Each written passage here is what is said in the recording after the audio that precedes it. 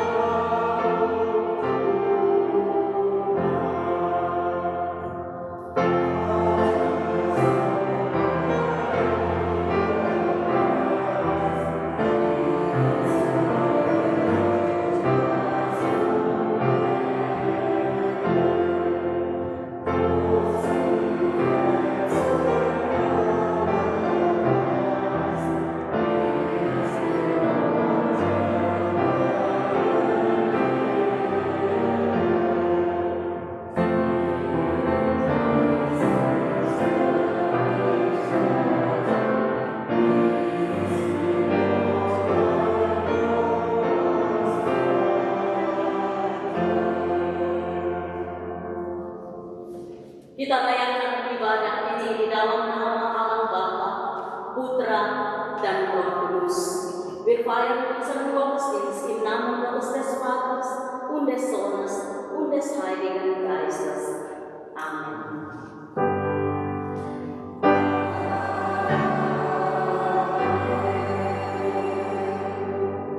Nats pemimpin minggu ini dari Lukas 10 ayat 16a.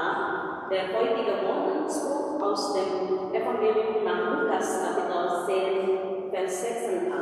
Barang siapa mendengarkan kamu, ia mendengarkan aku, dan barang siapa menolak kamu, ia menolak aku. Kristus spricht zu seinen Jüngern, wer euch hört, der hört mich, und wer euch verachtet, der verachtet mich. Amen.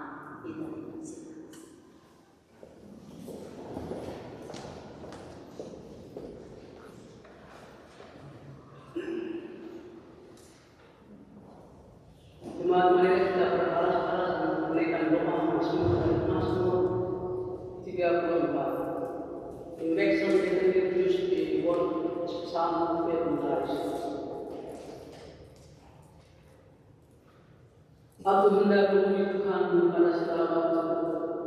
Puji-pujian kepada-Nya tetap di dalam mulutku.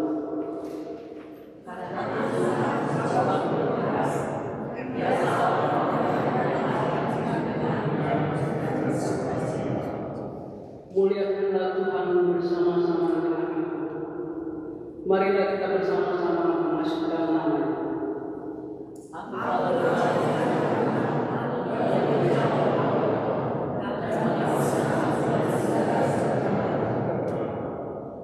Tunjukkanlah pandangan kepada-Nya, maka muka kamu akan berseri-seri dan tidak akan mampu bersiku-siku.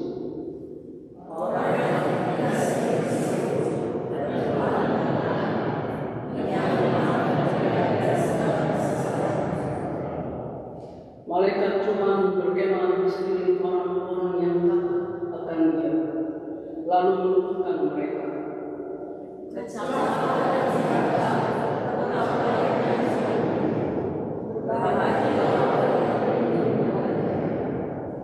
Takutlah akan Tuhan, hai orang-orang yang kudus, sebab tidak berkurang orang yang takut akan Dia.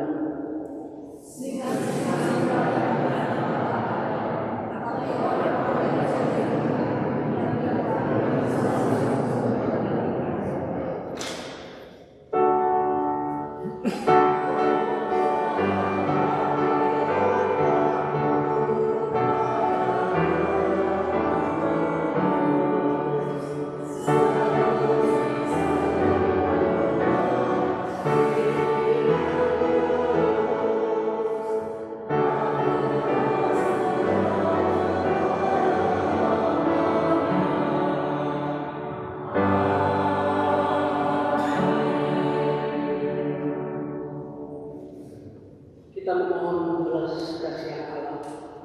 Wir beten um Gottes Erbarmen. Allah yang Maha Kuasa, Engkau mengutus para rasul sanggup untuk menyatakan kehendak-Mu, tetapi kami sering mengabaikannya, karena kami sulit untuk percaya kepada seseorang yang berbicara dalam nama-Mu. Tolonglah kami untuk mengenali kapan Engkau berbicara kepada kami, sehingga kami tidak kehilangan. Kami bersyukur kepada-Mu, kasihanilah kami. Allmächtiger Gott, du sendest deinen Boten aus, deine Liebe zu offenbaren. Wir beachten sie auch nicht, weil es uns schwerfällt, zu glauben, dass jemand in deinem Namen spricht. Hilf uns, dass wir erkennen, wann du zu uns redest, damit wir nicht vom Weg abkommen. Wir rufen dich an, Kyrie eleison.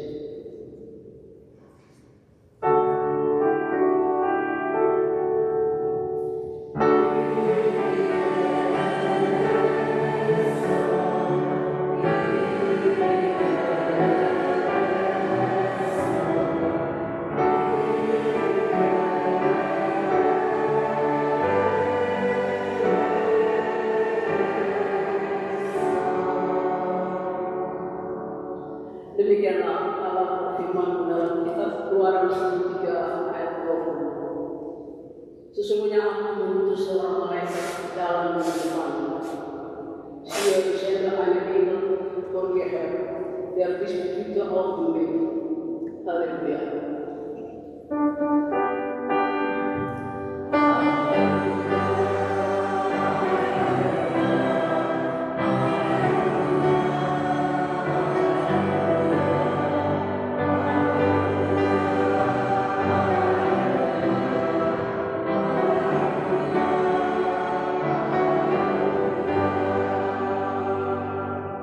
Mari kita berbeda. Ya Allah, berpalinglah Engkau kepada kami manusia. Engkau mengutus kami untuk memberitakan firman yang menghubungi kami dan menggerakkan kami, firman yang memudahkan kami dan yang menunjukkan kami jalan yang baru.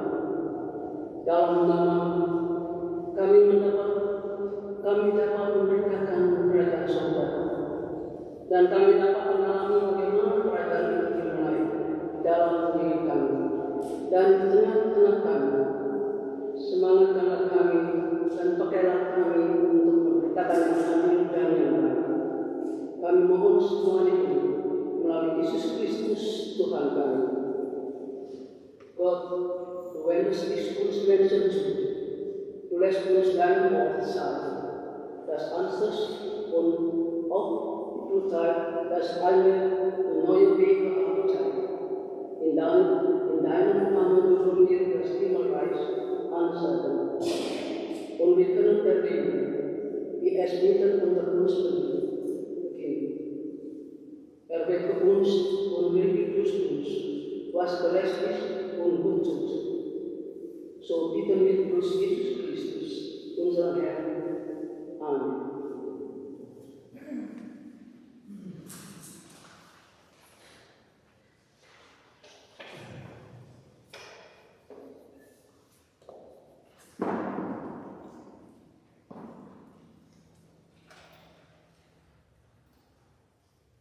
Johannes Kapitel 4, Vers 16b bis 21. Gott ist Liebe, und wer in der Liebe bleibt, der bleibt in Gott und Gott in ihm. Darin ist die Liebe bei uns vollendet, auf dass wir die Freiheit haben zu leben am Tag des Gerichts. Denn wie er ist, so sind auch wir in dieser Welt. Furcht ist nicht in der Liebe, sondern die vollkommene Liebe treibt die Furcht aus. Denn die Furcht rechnet mit Strafe. Wer sich aber fürchtet, der ist nicht vollkommen in der Liebe. Lasst uns lieben, denn er hat uns zuerst geliebt. Wenn jemand spricht, ich liebe Gott und hasst seinen Bruder, der ist ein Lügner. Denn wer seinen Bruder nicht liebt, den er sieht, der kann nicht Gott lieben, den er nicht sieht. Und dies Gebot haben wir von ihm, dass wer Gott liebt, dass er auch seinen Bruder liebt.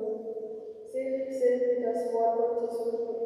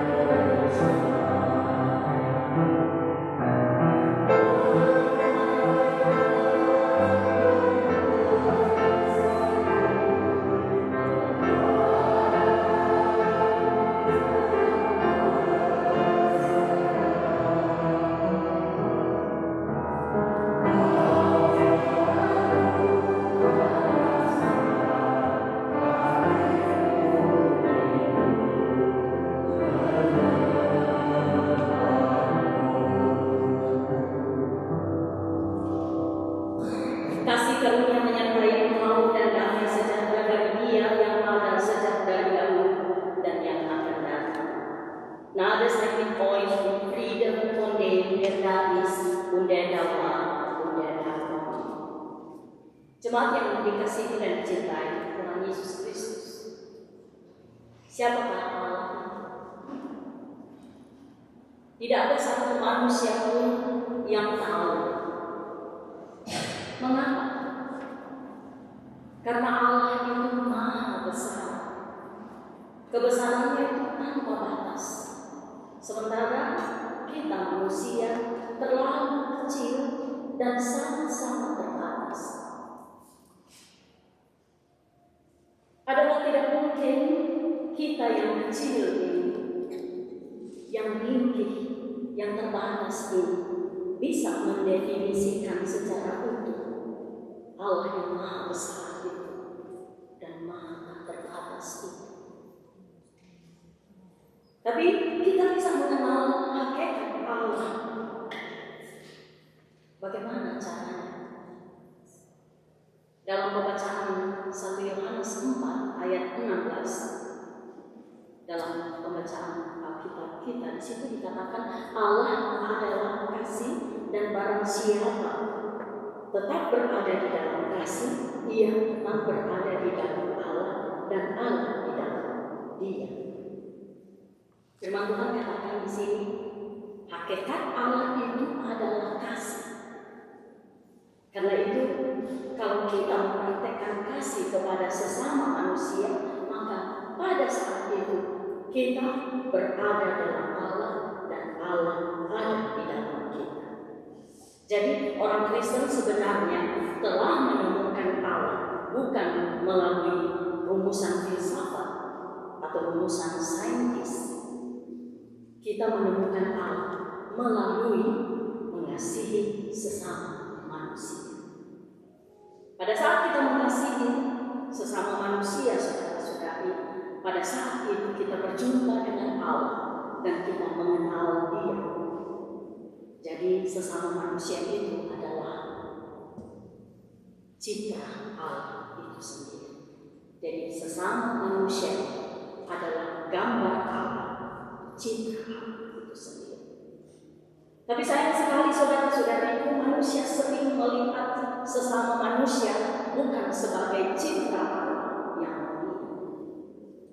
Manusia hanya melihat kemuliaan sesama manusia. Jika sesama manusia itu berbuat baik kepada kita, atau sejalan dengan kita, atau seideologi atau seagama dengan kita, baru kita memandang mereka sebagai sesama manusia. Jika sesama manusia kita itu berbeda pilihan, maka kita memandang manusia lain bukan sebagai sesama, melainkan kita akan melihat manusia yang berbeda itu sebagai ancaman. Karena orang lain dipandang sebagai ancaman, maka kita akan mengancam balik orang lain itu dengan kekuatan penuh karena berbeda dengan kita. Kita lihat saudara-saudari perang yang sedang terjadi antara Iran dan Israel. Iran memandang bahwa Israel harus dihapus dari peta bumi. Ini berarti rezim Iran tidak memandang orang Israel sebagai sesama manusia. Sebaliknya, Israel memandang Iran sebagai negara yang berbahaya. Karena itu mereka harus dihapuskan, harus dilumpuhkan, karena mereka potensial sebagai pembunuh bangsa Israel. Ini berarti Israel tidak melihat orang Iran sebagai manusia yang mulia, yang adalah ciptaan Allah yang sama. Kita lihat agama berbeda bisa menjadi ancaman bagi sesama manusia. Ideologi berbeda bisa juga membuat manusia saling membunuh, saling berperang, seperti yang terjadi di Ukraina dan di Rusia. Kita lihat di sini ada kelompok yang melihat peperangan atau pembunuhan pada sesama manusia sebagai perintah Allah, atau atau sebagai wujud dari iman kepada Allah. Bayangkan ya saudara-saudari, membunuh orang dipandang sebagai bakti atau bukti daripada iman kepada Allah. Yang saya maksudkan bukan hanya pada kelompok Islam garis keras yang melancarkan perang atas nama Allah, misalnya ISIS. Ada juga kelompok Kristen, saudara-saudari, yang memandang jalan perang sebagai jalan Allah. Misalnya, ada banyak orang Kristen yang memandang Israel pasti menang dalam peperangan karena mereka adalah bangsa pilihan Allah. Jadi orang Kristen sudah menjustifikasi peperangan yang menelan korban banyak orang. Dalam 1 Yohanes bacaan kita pasal 4 ayat 20 di situ dikatakan, jikalau seseorang berkata aku mengasihi Allah dan ia membenci saudaranya, maka ia adalah pendusta. Karena barang siapa tidak mengasihi saudaranya yang dilihatnya, tidak mungkin mengasihi Allah yang tidak dilihatnya. Jadi kalau ada orang yang mengatakan dia sangat beriman kepada Allah, tapi menjustifikasi peperangan dan pembunuhan itu, maka dia adalah pendusta. Mengasihi sesama manusia itu bukan pilih-pilih orang. Yesus mengasihi semua orang, apapun latar belakang orang tersebut, apapun kesalahan dan dosa yang dia buat, dia mengasihi dan dia bersedia membunuh. Peperangan itu bukan cara yang diajarkan Yesus untuk mengatasi konflik, saudara-saudara. Karena peperangan itu lahir dari kemarahan, lahir dari kebencian, dan terutama lahir dari dendam yang mengakibatkan kematian sesama manusia dan kerusakan ciptaan. Paus Fransiskus dia berkata, perang itu adalah kejahatan terhadap kemanusiaan. Mengapa? Karena korban perang bukan hanya mereka yang berperang, saudara-saudara. Kita saksikan dalam berita-berita di media sosial, media massa, tapi juga masyarakat sipil, terutama orang-orang tua, anak-anak kecil yang tidak tahu apa. Bayangkan saudara-saudari, jika Amerika Serikat, Rusia, dan Cina menggerakkan senjata nuklir secara bersamaan, pasti tidak ada yang menang. Yang terjadi adalah kekalahan manusia dan peradaban. Makanya Paus Fransiskus berkata, perang itu adalah kekalahan terhadap kemanusiaan. Lalu di mana posisi gereja di tengah-tengah konflik dan peperangan yang tidak ada ujungnya ini, saudara-saudari? Posisi gereja adalah standing, terus-menerus mengupayakan damai sejahtera di tengah-tengah peperangan dan di tengah-tengah berbagai konflik di bumi. Karena Yesus datang membawa damai, bukan membawa peperangan. Membawa damai itulah misi Allah yang dipikul oleh gereja, yang dibawa oleh gereja. Suara perdamaian ini mestinya lebih kuat dari dentuman senjata. Karena itu suara perdamaian itu harus didengung-dengungkan terus-menerus. Suara perdamaian itu harus dikampanyekan dengan tidak henti-henti dan tidak pantang menyerah, tidak lelah-lelah oleh gereja. Suara perdamaian harus lebih kuat daripada suara peperangan. Karena suara perdamaian itu adalah suara Allah. Saudara-saudari yang terkasih, mengupayakan damai itu butuh keberanian. Pertanyaannya, keberanian apa? Tentu saja keberanian untuk menyatakan kasih kepada sesama. Kita berani menyatakan kasih kepada siapa saja. Kita berani menyatakan kasih kepada orang-orang asing. Kita berani menyatakan kasih kepada orang yang berbeda ras dengan kita, berbeda orientasi seksual dengan kita, berbeda ideologi dan berbeda agama dengan kita. Kita berani menyatakan kasih kepada orang-orang yang memusuhi kita. Itu berarti kita berani mengampuni kesalahan orang yang telah melukai dan yang telah menyakiti hati kita. Dalam 1 Yohanes 4 ayat 19 di situ berkata, kita mengasihi karena Allah lebih dahulu mengasihi kita. Allah sudah lebih dahulu mengasihi kita, saudara-saudariku, melalui pengorbanan Yesus Kristus. Melalui Yesus kita telah berdamai dengan Allah. Dan karena kita telah berdamai dengan Allah, saudara-saudara, maka kita pun harus berdamai dengan sesama manusia. Absolut. Tidak ada timbang-timbang. Berdamai dengan sesama manusia dan dengan sesama ciptaan dan dengan ciptaan Allah lainnya,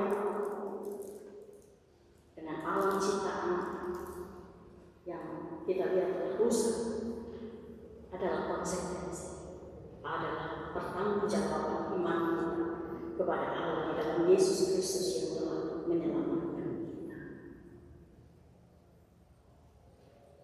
Liebe Gemeinde, wer Gott ist,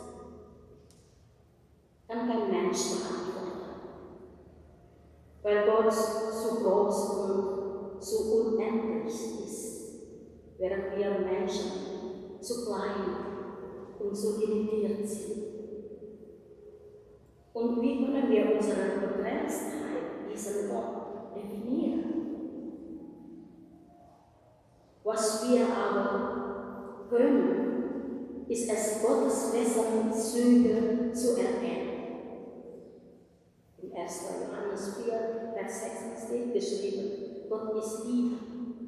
Und wer in der Liebe lebt, ist mit Gott verbunden und Gott ist mit ihm verbunden. Gottes Eigenschaft ist die Liebe. In dem Moment, in dem wir Liebe gegenüber unseren Mitmenschen praktizieren, sind wir mit Gott verbunden und Gott ist mit uns verbunden. Christinnen haben Gott eigentlich bereits gefunden, nicht in philosophischen, formellen oder wissenschaftlichen Erkenntnissen. Wir haben Gott in unserer Liebe zueinander gefunden.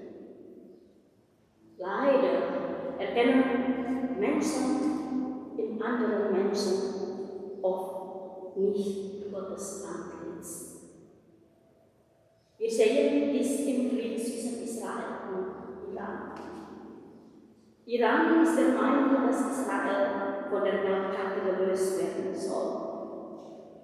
Irans Regime sind die Menschen Israels also nicht als ihre Mitmenschen. Israel wiederum ist überzeugt, dass Iran beseitigt werden muss, da er die Existenz der Menschen in Israel bedroht. Israel sieht in den Iran nicht, dass sie Gottes Ebenbilder sind. Wir sehen, dass religiöser Unterschied zu Bedrohung der Mitmenschen werden kann. Unterschiede in der Ideologie führen dazu, dass Menschen einander töten und sich bekriegen. Wir sehen dies im Angriffskrieg Russlands gegen die Ukraine. Papst Franziskus sagte, der Krieg ist ein Verbrechen gegen die Menschlichkeit. Warum? Weil Opfer des Krieges immer auch die Zivilbevölkerung ist. Allen voran alte Menschen und Kinder. Mit anderen Menschen Krieg zu führen bedeutet, mit Gott Krieg zu führen. In dem Moment, wo die Menschen gegen Gott Krieg führen, da haben die Menschen verloren. Wo soll sich die Kirche in dieser Sache positionieren? Die Kirche muss sich um den Frieden bemühen inmitten der Kriege und Konflikte dieser Welt. Denn Jesus kam als Friedensbringer in die Welt. Diesen Stifter ist Gottes Mission, die von der Kirche getragen wird. Die Stimme des Friedens muss lauter sein als der Knall der Waffen. Für den Frieden einzustehen bedarf es an Mut. Wir fragen uns, wer ist Mut? Den Mut, Liebe gegenüber unseren Mitmenschen zu bekennen. Ganz egal, wer dieser Mensch ist. Wir bekennen unsere Liebe gegenüber Fremden, gegenüber allen Hautfarben, allen Religionszugehörigkeiten und Sexualitäten. Wir haben Mut zur Liebe für Menschen, die uns anfeinden. Das bedeutet, dass wir den Mut zur Vergebung haben, auch wenn wir bereits verletzt worden sind. Im 1. Johannes 4, Vers 18 gesagt, wir lieben, weil er uns zuerst geliebt hat. Gott hat uns zuerst geliebt. Nirgendwo ist es klarer als in Jesus auf Opfer am Kreuz. Durch Jesus haben wir uns mit Gott versöhnt. Und da wir uns mit Gott versöhnt haben, müssen wir uns auch mit unseren Mitmenschen versöhnen. Gelobt sei Gott in Jesus Christus, unserem Retter und Friedensfürst. Amen. Damai sejahtera Allah yang melampaui segala akal akan memelihara hati dan pikiran di dalam Yesus Kristus. Der Friede Gottes, welcher höher ist als alle Vernunft, bewahre eure Herzen und Sinne in Christus Jesus. Amen. Wir singen gemeinsam, Liebe ist nicht nur ein Wort, Kasih bukan hanya kata.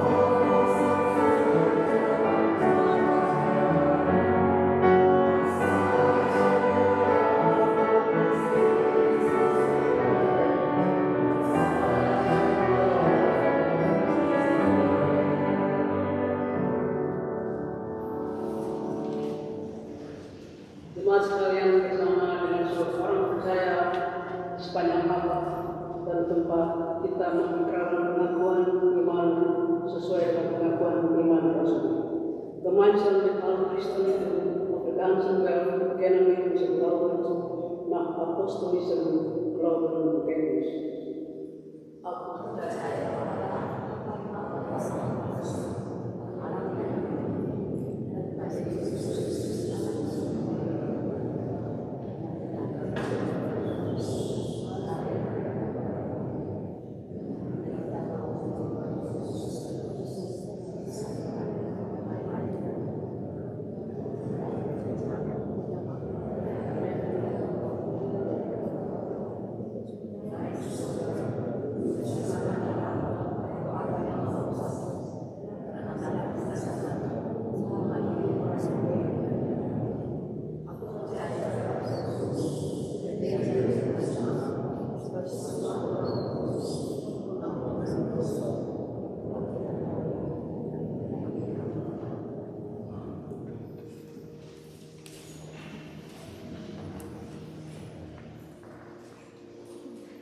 Jemaat sekalian, persembahan hari ini pelayanan kita khusus untuk retret jemaat bulan Oktober mendatang.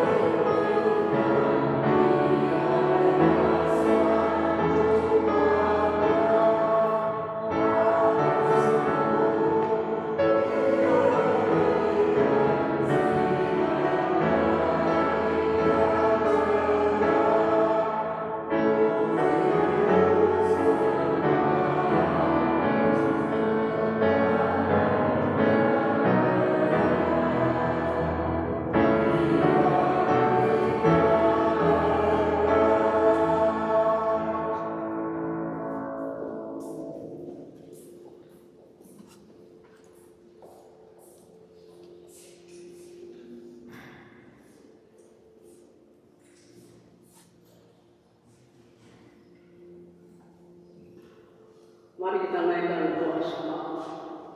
Berbikin Anda untuk Allah yang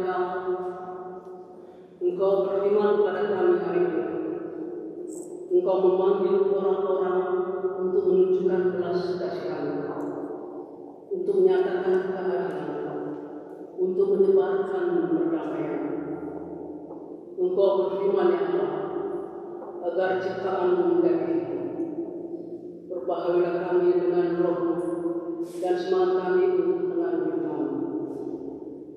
Saat ini kami bersyukur bersama saudara-saudari kami di dalam jemaat yang berhari ulang tahun. Bapak Charlie Sirai, Saudari Michelle Serotan, Bapak Leonard Sihomi, dan Dennis serta Dan pun jalan. Berkatilah tahun kehidupan mereka yang baik dengan kesehatan, kekuatan, kasih dan hikmat serta pengharapan. Kami berdoa bagi jemaat kami yang rumah sakit, khusus kami serahkan Bapak Jens Walono dalam limpahan kasih-Mu. Rangkulah dia Bapak dalam pemulihan, kekuatan iman, pengharapan, kesabaran Allah berikan kepadanya. Sebagai tanda syukur kami mempersembahkan persembahan kami. Berkatilah persembahan-Mu dan harta kami dan harta benda kami. Du Gott des Friedens, wir kommen zu dir mit unserer Sorge, mit unserer Hilflosigkeit, mit unserer Furcht. Wir danken dir für dein Wort tröstet. Es lässt uns atmen. Es gibt uns Hoffnung. Vor dir denken wir an die Menschen in Israel, Palästina, Gaza, For dir denken wir an die Menschen in der Ukraine. Wir bitten dich für sie in ihrer Angst, für die Kinder, die die Angst der Erwachsenen erleben, deren Zuhause von Drohnen und Bomben zerstören wird, die sich im Bunker fürchten, die hungern, die zu überleben versuchen und niemand hilft. Du Gott des Friedens, ihre Angst macht unsere Herzen schwer. Hülle sie ein in deinen Frieden. Allah pendamai, kami berdoa khusus bagi upaya-upaya dialog di antara agama-agama di dunia ini. Kiranya Engkau membuka hati setiap pemeluk agama supaya ada kepercayaan satu dengan yang lain untuk keberhasilan satu dialog yang rendah hati. Berikan kekuatan untuk bekerjasama dalam menolak setiap gerakan-gerakan dan cita-cita intoleransi dan terorisme. Nyatakanlah keajaiban ya Allah bagi bangsa kami Indonesia, supaya kebenaran, keadilan, kejujuran dijunjung tinggi oleh seluruh aparat pemerintah dan rakyatnya. Juga kami serahkan ke tangan penyelamat negara China. Allah pendamai, Engkau berfirman hari ini, berfirmanlah terus kepada kami, berfirmanlah terus melalui kami. Bukalah hati dan tangan kami melalui Yesus Kristus firman yang hidup. Wir danken dir für dein Wort. Dein Wort schärft das Gewissen. Es fordert Gerechtigkeit. Es verklagt die Gewalttäter. Vor dir denken wir an die Mächtigen dieser Welt. Vor dir denken wir an die, deren tödlicher Hass die Welt vergiftet, die Blut vergießen und Orte des guten Lebens in Ruinen verwandeln. Wir bitten dich für die mit ihren Waffen töten, für die Hartherzigen, die Bedenkenlosen und Korrupten. Wir bitten dich für die Brücken bauen, die helfen, die Wunden verbinden, die Worte der Versöhnung einüben. Du Gott des Friedens, ihre Beharrlichkeit macht uns dankbar. Hülle sie ein in deinen Frieden. Kami berdoa kepadamu untuk gereja di seluruh dunia. Satukanlah kami dalam iman kami kepadamu, dalam kepercayaan kami kepada satu sama lain, dan dalam kasih kami kepada sesama. Allah pendamai, kami dan semua yang kami kasihi adalah milik-Mu. Bungkuslah mereka dalam damai sejahtera. Sambutlah syafaat kami Bapa. Kami mohon semua yang melalui Yesus Kristus, Dialah damai sejahtera kami hari ini dan selama-lamanya. Bersama kita berdoa doa yang diajarkan Yesus kepada kami. Bapa kami di surga.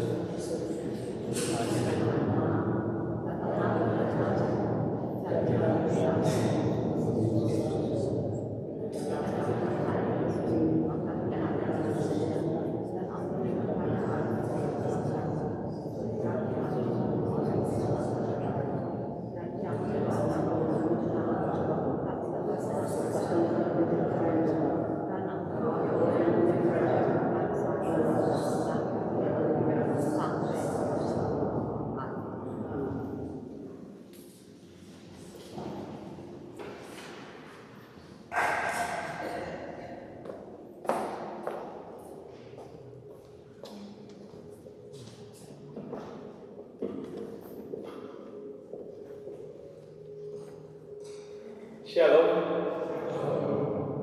Atas nama Majelis Jemaat kami ucapkan selamat datang buat Bapak Ibu Jemaat sekalian yang khususnya baru pertama kali beribadah dengan kami.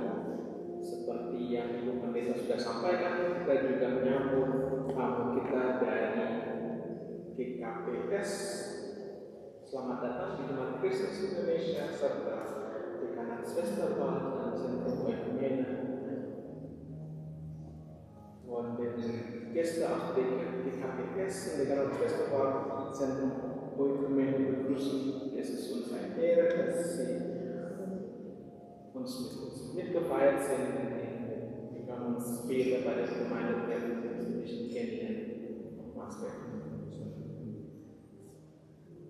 Kami juga mengucapkan terima kasih buat Ibu Pendeta Yunita Langsung yang telah memimpin ibadah hari ini, serta buat liturgi kita Weber. Terima kasih buat pelayanannya, buat pengiring musik hari ini, buat Leandro Christian, an die heutige Schriftlesung, also sendiri Dank für den Dienst, Medien Yosua Manu, serta buat anugerah yang nanti akan bertugas di Evan. Die Gemeinde aktiv. Unsere letzte Kollekte am 15.06.2025 war für die Frauenrechte des Menschenrechts bedruckt 8,67 €.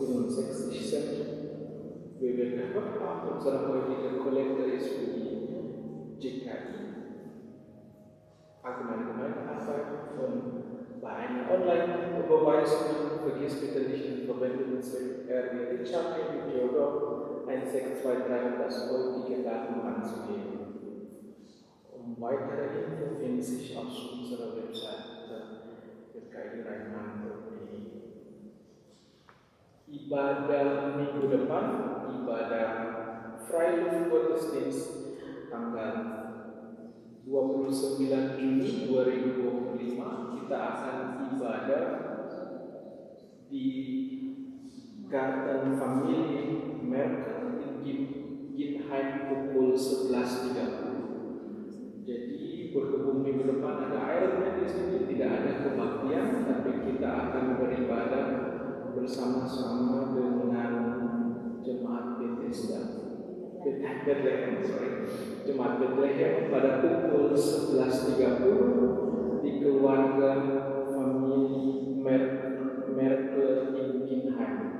Itu Bapak Ibu bisa menggunakan S-Bahn Ginheim untuk ke sana. Pada pukul 11.30 saya minta untuk semua membawa sesuatu biar kita bersama-sama makan dengan jemaat Bethlehem di sana. Pada pukul 11.30. Pemimpin predis akan dipimpin oleh Ibu Pendeta Yunita Langsung bersama liturgi. Weitere Termine. Unser erster Termin am Dienstag, den 24. Juni um 18.30 Uhr findet unsere Kirchenvorstandssitzung im Gemeindehaus hinter den Menschen um 18.30 Uhr statt. Und am Sonntag, den 6. Juni 2025, findet unsere gemeinsame Waldgottesdienst mit der St. Paulus Gemeinde auf dem Glaskopf in Paulus statt. Jadi tidak ada ibadah juga pada hari Minggu tanggal 6 Juli 2025. Jadi 2 minggu ke depan kita tidak ada ibadah di gereja Neue Kirche, tapi kita akan beribadah di luar. Alle Freunde und Freunde unserer Gemeinde möchten wir uns unsere herzlichsten Glückwünsche zum Geburtstag aussprechen. Ganz speziell wünschen wir alles Gute und Gottes Segen an unsere Gemeindemitglieder in dieser Woche, an Denise und Daniel Zaka, an Ripka Magdalena, an Michelle Sikotang, an Charlie Dolis Sirai und Leonard Sikombi.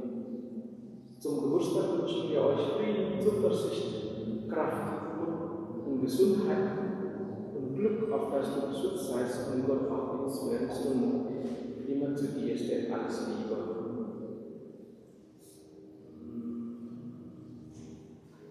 Untuk pendaftaran Gemeinde Freizeit saat ini, pendaftaran awal sudah ditutup, jadi sekarang dari tanggal 13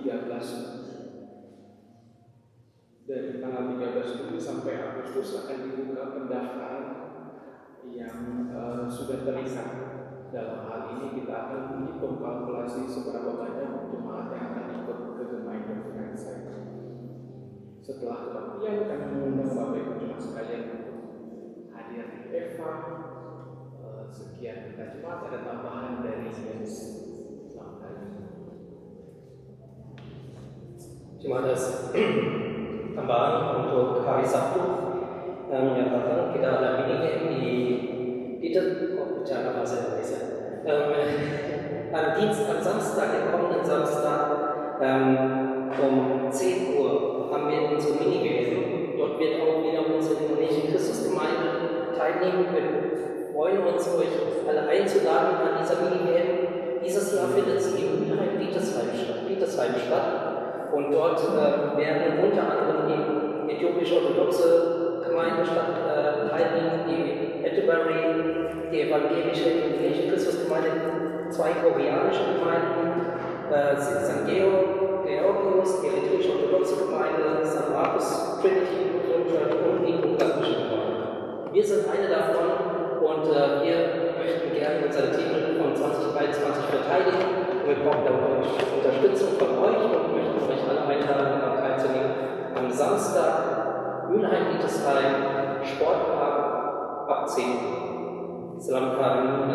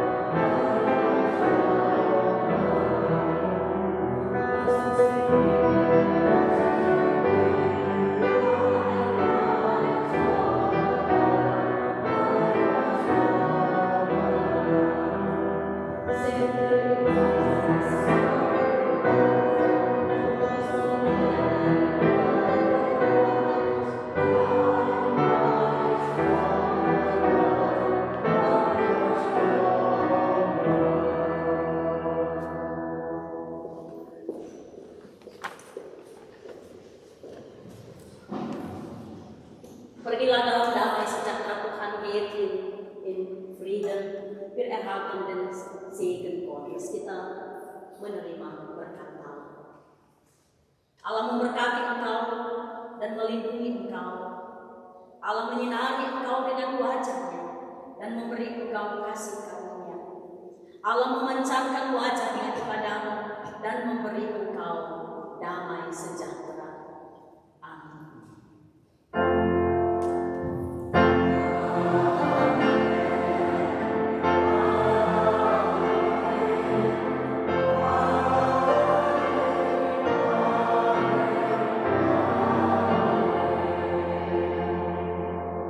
Silakan duduk, wir hören die Musik.